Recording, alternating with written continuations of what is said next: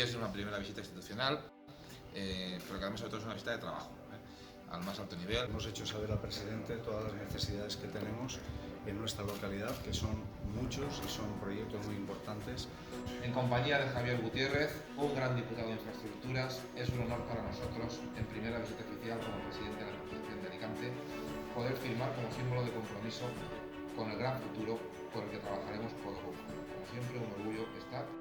Estamos trabajando aquí. Recientemente hemos aprobado el cambio de la remodelación del campo de césped artificial. Estamos ahora mismo en fase ya de iniciar el camino del segador que une de Castalla con Ibi. Ahora tenemos que abordar una segunda fase porque ya ha pasado 8 meses de la legislatura y tenemos que empezar a trabajar ya para que nos dé tiempo en esta legislatura a concluir los grandes proyectos que tenemos. Uno de los proyectos más importantes que serán fundamentales en esta legislatura será el nuevo edificio multiusos junto enfrente de la Casa de Cultura.